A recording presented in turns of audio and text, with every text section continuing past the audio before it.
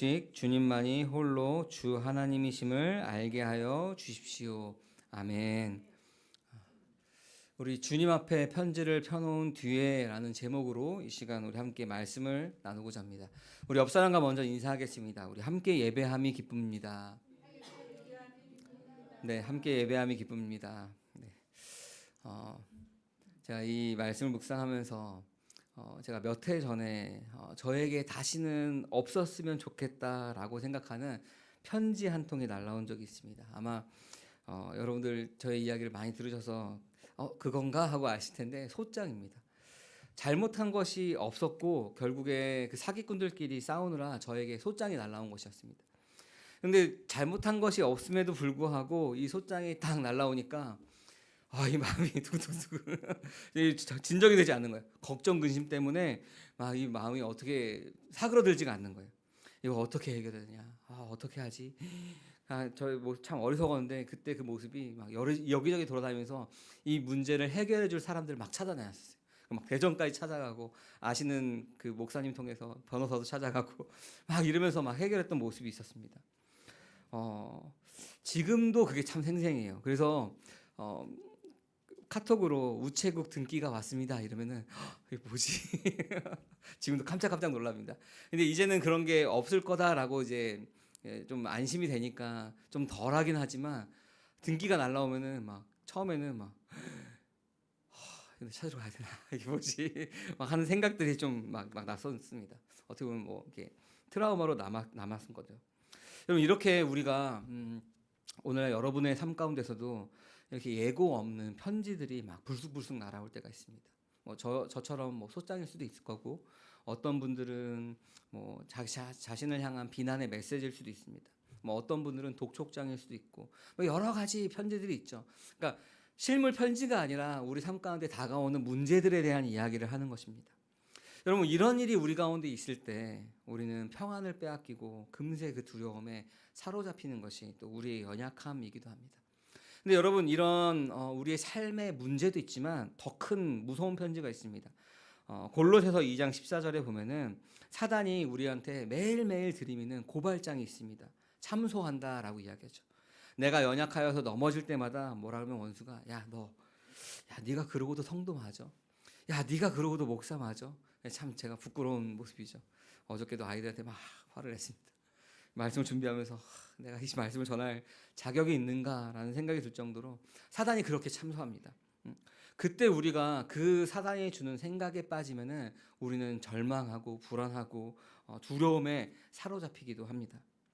여러분 이 이야기를 드리는 이유가 오늘 우리가 함께 읽은 이 이사야서 37장에 그러한 편지를 받은 왕이 있습니다. 우리가 지금 계속 나누고 있는 말씀인데 유대 왕 히스기야가 그 편지를 받습니다.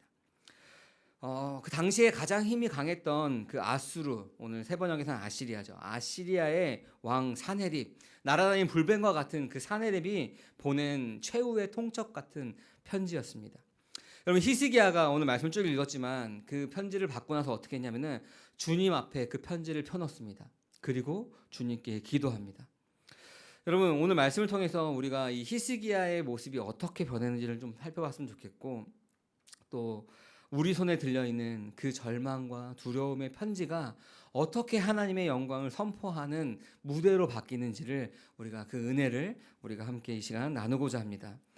오늘 본문을 살펴보기 전에 이 유대 왕 히스기야가 오늘 37장 이전에 어떤 모습이었는지를 우리가 좀 다시 한번 우리가 잘 알지만 다시 한번 돌아보면 좋겠습니다.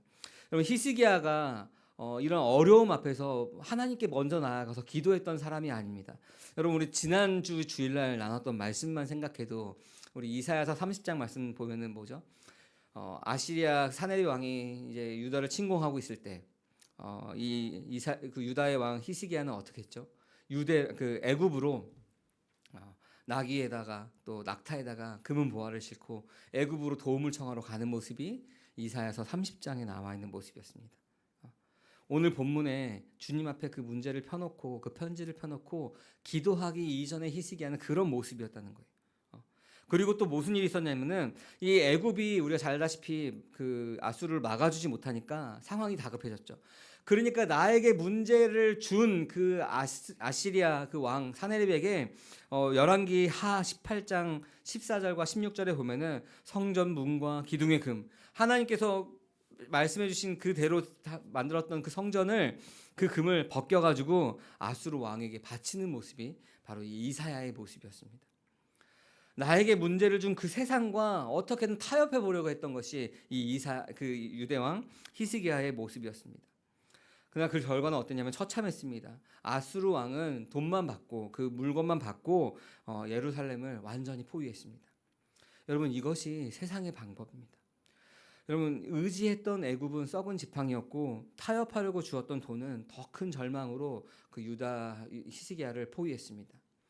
여러분, 이렇게 모든 방법이 끝난 실패한 끝에 편지가 한 통 배달이 됐습니다. 오늘 본문의 말씀이죠. 이 편지에서 사네립은 10절에서부터 11절 말씀을 통해서 이렇게 말씀하고 있습니다. 우리 같이 한번 읽어보겠습니다. 시작. 우리의 임금님께서 유다 임금 히스기야에게 이렇게 전하라고 하셨습니다. 내가 의지하는 너의 하나님께서 예루살렘을 아시리아 왕의 손에 넘어가게 하지 않을 것이라고 하여도 너는 그 말에 속지 말아라. 너는 아시리아 왕들이 다른 모든 나라를 멸하려고 어떻게 하였는지를 잘 들었을 것이다. 그런데 너만은 구원받을 것이라고 믿느냐. 아멘. 포위되고 있는 그 유다 왕 히스기야에게 이제 사신이 이 임금님께서라고 하는 건 사네립이 유다 왕 히스기야에게 이렇게 전하라라고 하면서 이렇게 이야기하는 거죠. 여러분, 조롱하고 있는 것입니다. 하나님께서 너가 그 아시리아 왕의 손에 넘어가지 않을 것이라고 하여도 그 말에 속지 말아라.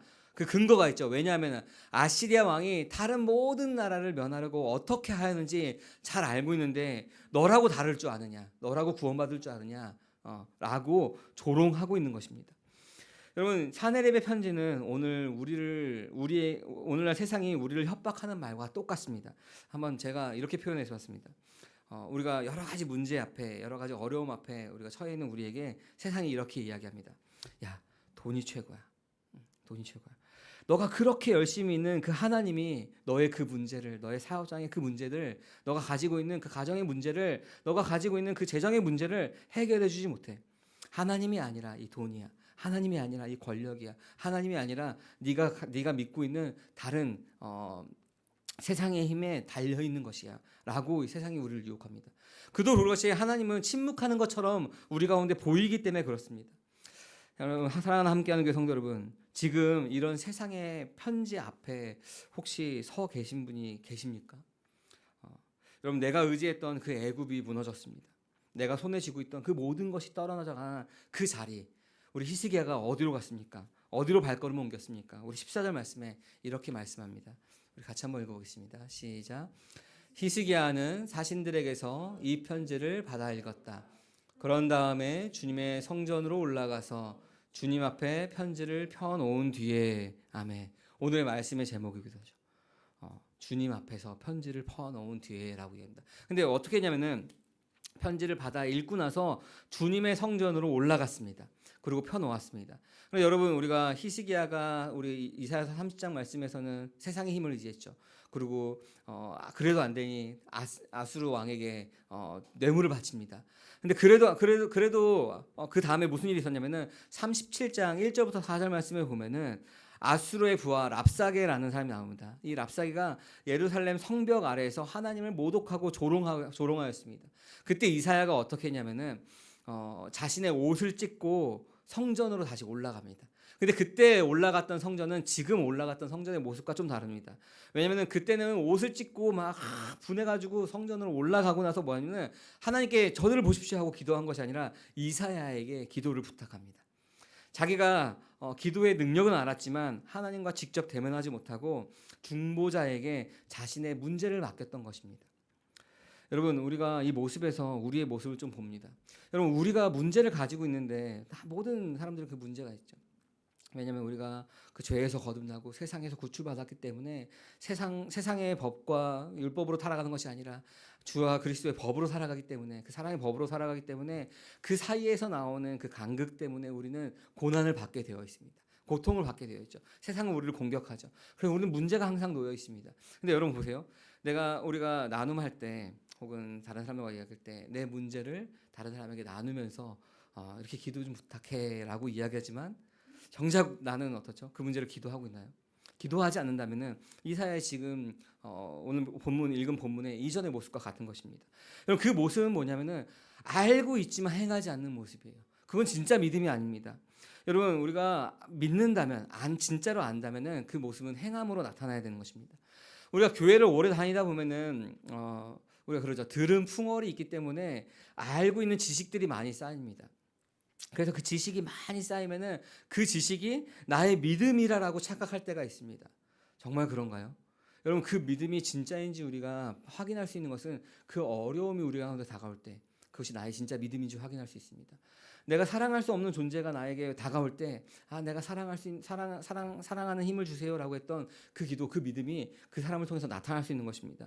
여러분 지식적으로 아는 것은 믿음이 아니라 그냥 아는 것입니다. 믿음은 행함을 반드시 동반하게 되어 있습니다. 우리가 기도의 능력을 믿는다면은 기도하게 되어 있죠. 우리가 말씀에 순종하면 하나님께서 하실 것을 안다면은 내 상식으로 이해되지 않아도 그 말씀에 순종합니다. 내가 그 말씀에 내가 온전히 다 동의가 되지 않아도 하나님 말씀하시면 순종합니다. 이 순종함으로 하나님께서 일하실 거 알기 때문에 그것이 믿음이죠. 히스기야는 기도의 능력은 알았지만 이사야에게 부탁했습니다. 자신의 믿음이 아니죠. 근데 하지만 오늘 본문에서 히스기야는 달라졌습니다. 우리 멀게 30장부터 보면은 계속 히스기야가 그 고난 때문에 그 문제 때문에 점점 달라지는 모습들이 있습니다. 전에는 신하들을 모아서 이집트로 내려갔습니다. 전에는 그 조롱하는 모습을 보고 분해하고 옷을 찢었지만 이사야에게 기도를 부탁했습니다. 근데 오늘 말씀에서는 그러지 않았습니다. 편지를 들고 주님의 성전으로 올라갔습니다. 아무도 대신해 줄 수 없는 그 자리에 서서 그 편지를 자기 손으로 주님 앞에 펴놓았습니다. 여러분 펴놓다라고 하는 것이 그냥 제가 이렇게 원고를 여러분 폈습니다 하는 펴놓다가 아닙니다. 그냥 단순히 종이를 책상 위에 펴놓다라는 그 말이 아닙니다. 이 펴놓다라고 하는 히브리어가 뭐냐면은 파라스입니다. 근데 이 파라스라고 하는 단어가 구약 성경에 어떻게 쓰였냐면은 두 가지만 보겠습니다. 열왕기상 8장 22절에 보면은 솔로몬이 성전 봉헌할 때 기도합니다. 그때 뭐라고 하냐? 하늘을 향하여 두 손을 펴고서라고 이야기합니다. 출애굽기 9장 29절에 보면은 모세가 하나님께 간절히 기도할 때 주님을 향하여 두 손을 펴고서라고 합니다.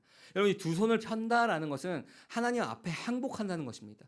하나님 앞에 내 모든 것을 내어놓고 주님께 내 모든 것을 항복합니다라는 그 모습으로 우리가 두 손을 펴는 것입니다. 우리가 찬양할 때 두 손을 올려서 찬양하는 건 뭐죠? 주님만이 우리의 주님이십니다. 주님 앞에 내가 항복합니다.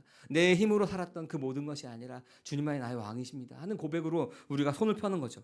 여러분 그 펴놓다는 건 히스기야가 뭐냐면은 히스기야가 편지를 펴놓은 것은 우리가 하나님께 드려지는 그 제단 위에 그 제물을 각을 떠서 낱낱이 하나님 앞에 늘어놓듯이 하나님을 향해서 히스기야가 자신의 두 손을 펴고 하나님 앞에 하나님 내가 이제 할 수 있는 것은 아무것도 없습니다 하고 항복하면서 주님 앞에 나아가는 모습입니다. 여러분 히스기야가 이렇게 고백하는 거죠. 주님 이제 내 손에는 아무것도 없습니다. 주님 내가 세상과 타협하고 이집트를 향하여서 의지했던 그 저의 교만 또 이 편지에 속해 있던 그 조롱 다 주님 앞에 펼쳐놓습니다. 이제 이 문제는 내 것이 아니라 주님 것입니다라는 고백으로 그 앞에 펴놓는 것입니다. 여러분 아까도 질문했었는데 여러분 앞에 어떤 편지가 놓여 있습니까? 다른 말로 하면 여러분 앞에 어떤 어려움이 있습니까? 여러분 앞에 어떤 고난이 있습니까? 여러분 앞에 어떤 시험이 있습니까? 여러분 그것을 혼자 끙끙대지 마시고 그 문제를 들고 주님 앞에 나아가시기 바랍니다. 여러분 빛 대신 주님 앞에 나의 실패, 나의 연약함, 그 세상의 위협을 있는 그대로 펴놓을 때, 파라스 할 때 그때 하나님께서 그 문제보다 더 크신 하나님께서 일하시기 시작하는 것입니다. 주님은 우리가 그 문제를 펴놓기를 기다리고 계십니다. 지금 히스기야는 주님의 성전에서 그 편지를 파라스하였다, 펴놓았습니다. 그리고 주님께 기도하였다라고 이야기합니다. 그리고 그 기도의 첫 마디는 16장 말씀에 이렇게 말씀하십니다. 우리 같이 한번 읽겠습니다. 그룹들 위에 계시는 이스라엘의 하나님, 만군의 주님, 주님만이 이 세상의 모든 나라를 다스리시는 오직 한 분뿐이신 하나님이시며 하늘과 땅을 만드신 분이십니다. 아멘. 여러분 히스기야의 기도는 문제를 펴놓았지만 하나님 나에게 이런 문제가 있습니다 하고 문제로 시작하지 않았습니다.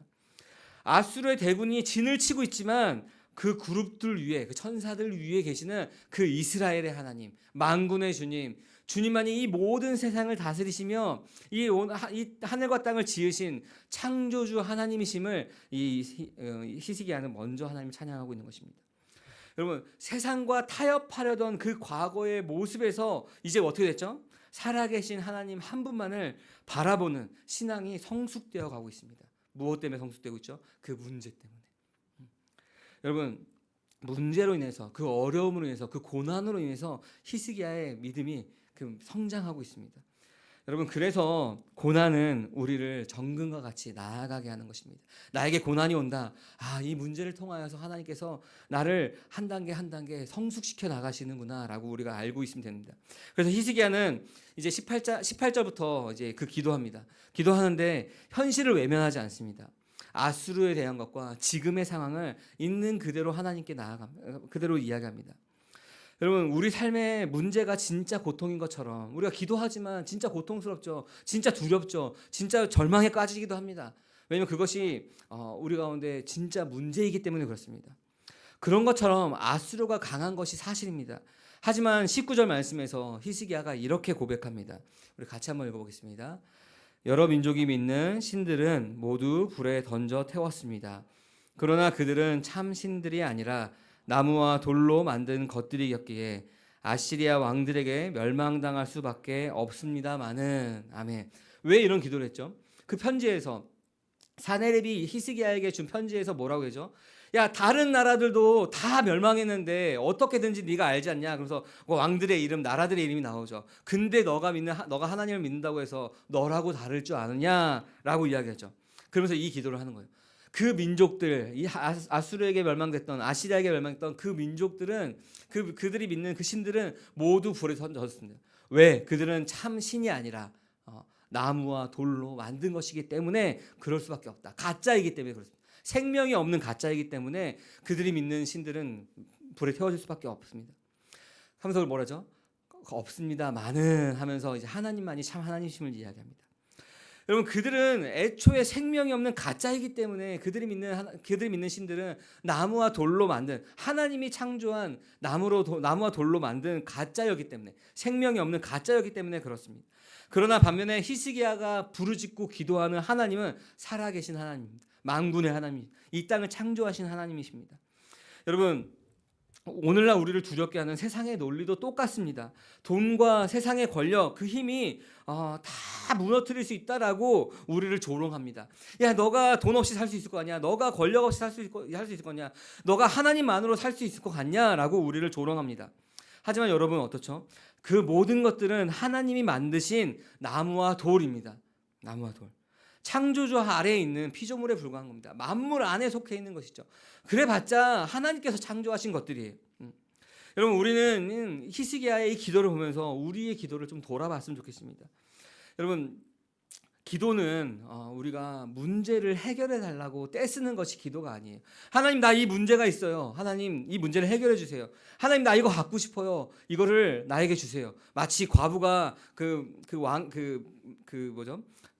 부당한 정직하지 못한 그 고을 사또에게 계속 매달렸던 것처럼 우리가 그것이 기도라고 생각합니다. 내가 받을 때까지 달라고 하는 것이 기도라고 생각합니다. 여러분 그것이 진정한 기도가 아니에요. 기도는 여러분 우리에게 온 그 편지, 그 문제를 펴놓고 그 문제보다 더 크신 하나님을 선포하는 시간이 우리가 진짜 기도인 것입니다. 여러분 20절 말씀에 히스기야가 이렇게 고백하며 기도합니다. 우리 같이 한번 읽어보겠습니다. 시작. 주 우리의 하나님, 이제 그의 손에서 우리를 구원하여 주셔서 세상의 모든 나라가 오직 주님만이 홀로 주 하나님이심을 알게 하여 주십시오. 아멘. 여러분 히스기야는 단순히 살려달라고, 주님 이게 무섭습니다, 나 살려주세요 하고 그냥 그렇게 기도한 것이 아닙니다. 우리를 구원하신 목적, 구원하여 주신 목적이 뭐라 그러죠? 우리를 구원하셔서 세상 모든 나라가 오직 주님만이 홀로 주 하나님이심을 알게 하여 달라고. 그것이 히스기야의 기도였어요. 하나님, 이 문제 해결이 내가 이 문제를 해결받고 그냥 기쁜 것이 아니라 내 문제 해결이 오직 세상이 주 하나님이 홀로 하나님이심을 알게 하는, 그러니까 이 문제를 통해서 하나님이 드러나는 거예요. 나의 어려움을 통해서 하나님이 드러나는 겁니다. 나의 고난을 통해서 하나님이 하나님이심이 드러나는 거예요. 내 안위가 아니라 내 삶의 어려움이 하나님의 영광을 드러나는 무대가 되기를 간구한 것이 바로 이 히스기야의 기도였습니다. 그런데 여러분, 우리의 기도는 어떻죠? 그 문제에만 매몰되어 있죠.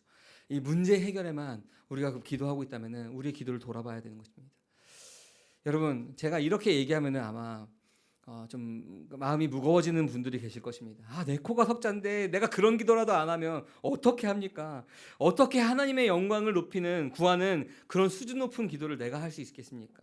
혹은 내가 지금까지 기도를 잘못하고 있었구나. 기도가 이렇게 어려운 것이었나? 왜 이렇게 어려운 이야기를 하지?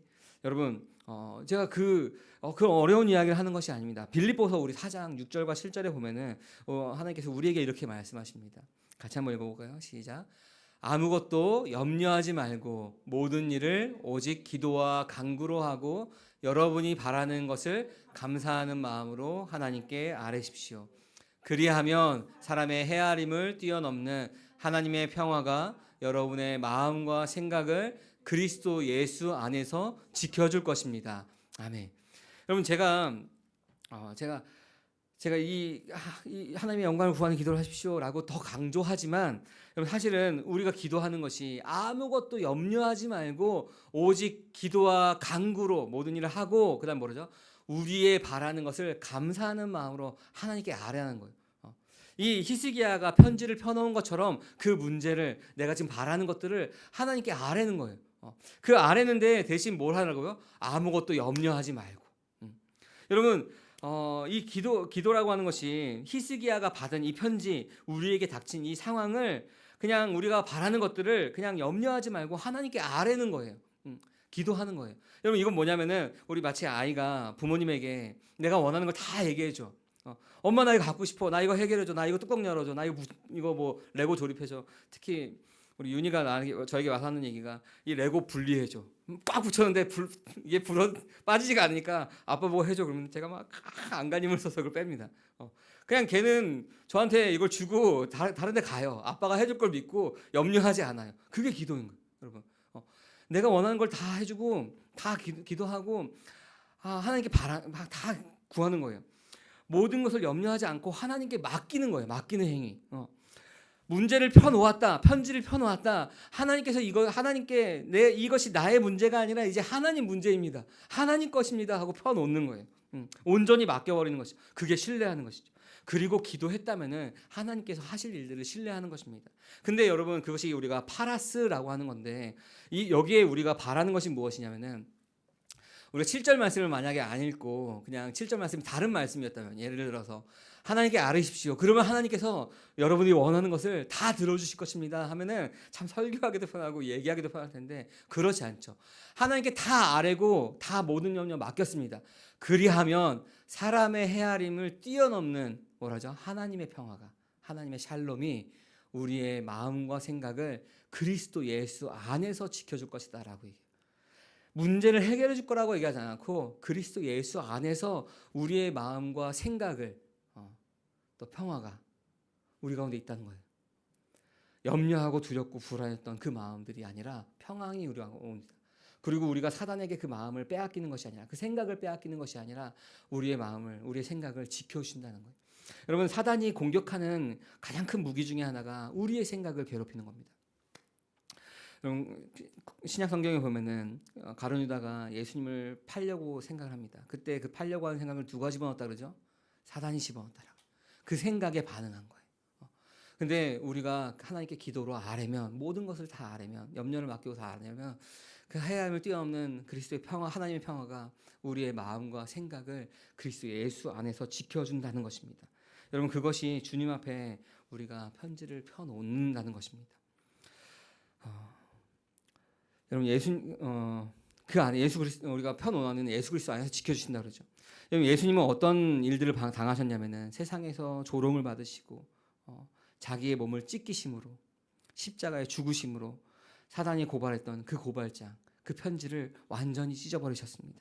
그리고 부활하셔서 지금 우리 안에 살고 계시다는 거예요. 여러분 안에, 우리 안에, 각 사람 안에, 우리 옛사람이 죽고 그리스도와 함께 살았다라고 하는 그 고백 안에 있는 사람, 내가 그리스도와 함께 십자가에 못 박혔나니 하는 그 사람 안에, 우리 안에 그 예수의 생명이 있다는 거예요. 그리스도가 우리 안에 있다는 거예요.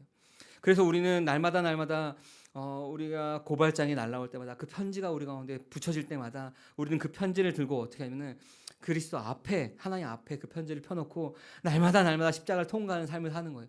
하나님, 내가 그 문제 때문에 또 염려하였습니다. 하나님, 내가 그 문제 때문에 또 세상을 향해서 달려갔던 모습이 나의 모습입니다. 나는 날마다 죽노라라고 하는 고백이 그 십자가를 통과하는 고백이죠. 나는 이렇게 연약하지만 주님, 그 고민했던 모습, 내가 그 염려했던 모습, 내가 두려워했던 그 옛사람이 그리스도와 함께 십자가에 죽고 이제 내 안에 그리스도께서 사십니다. 그분 안에서 나의 마음의 생각을 지켜주십니다. 내가 평강이 그 안에 있습니다. 나의 안식이 그 안에 있습니다 라고 우리가 고백하는 것이죠. 여러분, 우리가 나 혼자 그 편지를 감당할 필요가 없다는 거예요. 여러분, 사람의 다른 이름이, 또 다른 이름, 별명이 제가 뭐라 그랬죠? 사람의 다른 이름, 수고하고 무거운 짐진 자입니다. 내가 주인된 채 살아가기 때문에 그 수고하고 무거운 짐을 지고 살아가는 것이죠. 그러나 우리가 그 편지를 우리가 감당하는 것이 아니라 하나님께 그냥 내어 맡길 때, 우리가 그 짐을 내어놓다라고 하는 것이 하나님께 던지다, 애들이 막 책가방 던지듯이 던지다인데, 그 문제를 하나님께 그냥 던져놓는 거예요. 이거 내 것이 아닙니다 하고 던져놓는 거예요. 그러면 그 편지를 이제 누가 감당하는 거죠? 내가 감당할 필요가 없고 주님께서 감당하시는 거예요. 내 안에 사시는 그 주님과 연합하여서 우리는 그 문제를 주님께 던져놓고, 그러면 안전한 그 은혜의 보좌 안으로 들어가서 우리는 평강 가운데 살아가는 것입니다. 여러분, 여러분의 손에 들 편지가 어떤 편지가 들려있던 그 편지를 혼자 들고 끌어안고 나 혼자 끙끙대지 마시기 바랍니다. 여러분, 그 문제를 들고 주님 앞에 나아오시기 바랍니다. 십자가 앞에 나아오시기 바랍니다. 그 문제를 있는 그대로 파라스, 주님 앞에 펼쳐놓고 모든 염려를 주님 앞에 맡기시기 바랍니다. 그것이 기도입니다. 그러면 어떻게 하신다고요? 주님께서 우리의 마음과 생각을 지키시며 우리의 삶에서 하나님의 영광을 그분께서 친히 증명해 내시는 것입니다. 여러분, 우리가 예수님께서 이제 십자가에 죽으시고 부활하신 다음에 제자들에게 보이시고 이제 40일 뒤에 승천하시죠. 승천하실 때 뭐라 그러죠? 유대와 사마리아와 땅끝까지 이르러 뭐가 된다고요? 내 증인이 되리라라고 말씀하십니다. 우리는 증인으로서 살아갑니다. 증인으로서 살아가는 사람들인데, 증인으로 살아가기 위해 우리가 먼저 예수와 죽고 우리 안에 예수가 살아가는 그 삶을 살아가야 되는 것이고, 그 삶 가운데 우리가 증인으로서 살아가는 모습이 요 안에 우리가 담겨 있는데, 뭐냐면은 그 문제를 우리가 어떻게 해결하느냐를 통해서 하나님의 영광이 드러나는 것입니다. 내가 문제가 오는데 이 문제를 내가 끙끙대며 세상 사람들과 같은 방법으로 이리저리 찾아다니면서 해결하는 것이 아니라, 그 문제를 주님 앞에 다 맡길 때 주님께서 그것을 해결하여 주시고 우리의 마음에 평강을 주시고 우리의 마음과 생각을 주시고, 그다음에 그 문제를 통하여서 히스기야가 기도했던 것처럼 온 세상이, 온 나라가 하나님이 주 하나님이심을 알게 하시는 그 삶으로서 살아가는 것입니다. 그것이 우리의 증인된 삶인 것입니다. 우리의 문제는 내가 이걸 해결해서 하나님의 살아계심을 증명해낼까가 아니라, 그 문제를 하나님께 맡길 때 하나님께서 그분께서 친히 증명해 나가시는 것입니다. 사랑하는 함께하는 교회 성도 여러분, 저는 여러분 삶 가운데 이 놀라운 일들이 날마다 매일매일 가득하기를 바랍니다. 여러분, 그렇게 되시기를 주님의 이름으로 간절히 축복합니다. 아멘. 이 시간 우리 함께 찬양하면서 기도하기 원합니다. 우리 전능하신 나의 주 하나님은, 우리 함께 찬양하겠습니다. 우리 믿음으로 고백했으면 좋겠습니다. 전능하신 나의 주 하나님은 능치 못하실 일 전혀 없네 라고 말씀하십니다. 우리 함께 찬양하겠습니다.